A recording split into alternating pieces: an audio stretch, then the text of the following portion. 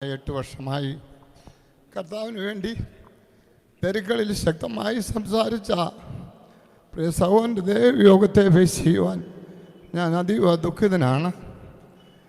കഴിഞ്ഞ 8 വർഷത്തിനു മുമ്പ് റാസൽ കൈമയിൽ നിന്ന് ഒരു യുവാവിനെ വിളിച്ചു.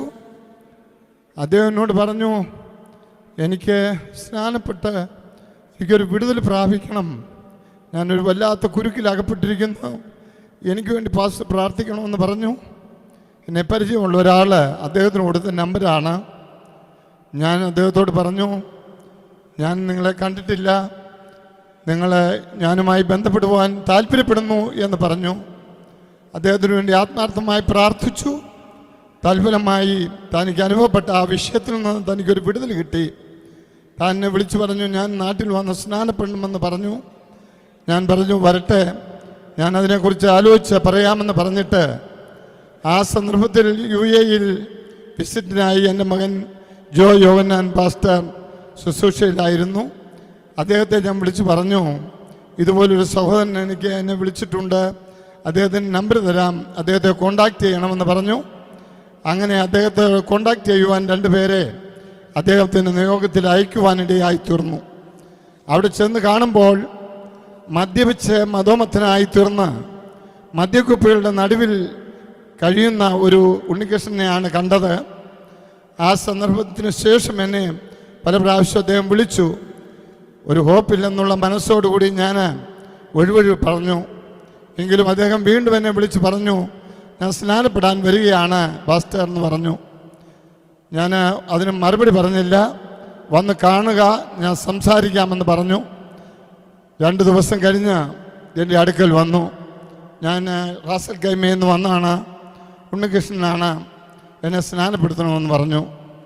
ഞാൻ പറഞ്ഞു, കുറച്ച് ദൈവജനമൊക്കെ പറഞ്ഞു കൊടുത്തിട്ട് പറഞ്ഞു, സാവകാശത്തിൽ അല്പം ബന്ധപ്പെടണം എന്ന് പറഞ്ഞു. ഉടനെ അദ്ദേഹം പറഞ്ഞു, എനിക്ക് സമയമില്ല, ഞാൻ ഉടനെ തിരിച്ചു പോകും, എന്നെ നാളെ സ്നാനപ്പെടുത്തണമെന്ന് പറഞ്ഞു. ഞാൻ ദൈവസേനയിൽ ആശ്രയിച്ച് പ്രാർത്ഥിച്ച ശേഷം അദ്ദേഹത്തെ സ്നാനപ്പെടുത്തുവാൻ ദൈവാത്മാവ് എന്നോട് പറഞ്ഞതിൻ്റെ അനുസരിച്ച് ഞാൻ പിറ്റേ ദിവസം സ്നാനം ക്രമീകരിച്ച് സ്നാനം നടത്തി. അതിനുശേഷം അദ്ദേഹം മടങ്ങിപ്പോയി. അദ്ദേഹം 1-2 റൂട്ടിൽ യാത്ര ചെയ്ത ശേഷം പിറ്റേ ദിവസം വൈകിട്ട് എൻ്റെ അടുത്ത് വന്ന് എന്നോട് സംസാരിക്കുവാൻ തുടങ്ങി. വളരെയധികം കരഞ്ഞ് ഭാരപ്പെട്ട് വ്യാകുലപ്പെട്ട് ദീർഘമായ സമയം കരയാൻ തുടങ്ങി. അപ്പോഴെനിക്ക് മനസ്സിലായി, ഒരു പൈശാചിക ശക്തി തന്നെ അലട്ടുകയാണല്ലോ എന്ന്. ഞാൻ പെട്ടെന്ന് തലയെ കൈവച്ച് പ്രാർത്ഥിച്ച് ശാസിച്ചു. അതിനുശേഷം താൻ ശാന്തനായി സമാധാനത്തോട് സംസാരിപ്പാനിടയായി തീർന്നു. അതിനുശേഷം ഞാൻ പറഞ്ഞു, ഹോളി ചർച്ചിൽ പോയി കിടന്നോളാൻ പറഞ്ഞ് ചർച്ചിലേക്ക് പറഞ്ഞു വിട്ടു. ഞാൻ അതിനുശേഷം ചിന്തിച്ചു, ഒരു യുവാവാണ്, മാനസികമായി ഇളകിയിരിക്കുന്ന ഒരു ഹൃദയം തനിക്കുണ്ട്, രാത്രിക്ക് ശേഷം എന്ത് സംഭവിക്കുമെന്ന് അറിയുന്നില്ല എന്ന് ചിന്തിച്ച് ഞാൻ രാത്രിയിൽ അദ്ദേഹം അറിയാതെ അദ്ദേഹത്തിൻ്റെ അടുത്ത് പോയി ഒരു പായ് വിരിച്ച് കിടന്നു. രാത്രി മുഴുവൻ സുഖകരമായി ഉറങ്ങി, കൂർഗം വലിച്ചുറങ്ങി. ഞാൻ ഒരു നിമിഷം പോലും ഉറങ്ങാതെ അവിടെ കിടന്ന് പ്രാർത്ഥിച്ചുകൊണ്ടിരുന്നു. പ്രഭാതമായപ്പോൾ താൻ ശാന്തനായിരുന്നു. തന്നെ ആശ്വസിപ്പിച്ച് ധൈര്യപ്പെടുത്തി 2 വർഷം എൻ്റെ കൂടെ താമസിച്ച് വിവിധ സ്ഥലങ്ങളിൽ ജോലിയോടുള്ള ബന്ധത്തിൽ ആയിരുന്നു. എന്നാൽ താൻ സുവിശേഷ പ്രവർത്തനം പോവുകയാണ്, ജോലി വിടുകയാണെന്ന് പറഞ്ഞു. ഞാൻ പറഞ്ഞു, ഇദ്ദേഹത്തിൻ്റെ ഭാര്യയും മറ്റുള്ളവരും ഒരു നിലവാരത്തിൽ വന്ന ശേഷം മാത്രം ജോലി വിട്ടാൽ മതിയെന്ന് പറഞ്ഞു. ശുശ്രൂഷയിൽ വളരെ താല്പര്യമുള്ളവനായി ആദ്യം പാട്ട് പാടുവാൻ തനിക്ക് കഴിവുണ്ടായിരുന്നു, പാട്ടുപാടി. പിന്നീട് ദൈവവചനം സംസാരിപ്പാൻ മൈക്ക് കൊടുത്തു, സംസാരിച്ചു. ഒരു സൂര്യനെ പോലെ പെട്ടെന്ന് ഉദിച്ചു വരുന്ന ഒരു കാർമേഘം വന്ന് മൂടി സൂര്യൻ മറയുന്ന പോലെ താൻ മറഞ്ഞുപോയ അവസ്ഥയാണ് കഴിഞ്ഞ 8 വർഷത്തിന് ശേഷം ഇന്നലെ കേൾക്കുവാനിടയായിത്തുന്നത്. എനിക്ക് മനസ്സിൽ വളരെ ഭാരമും.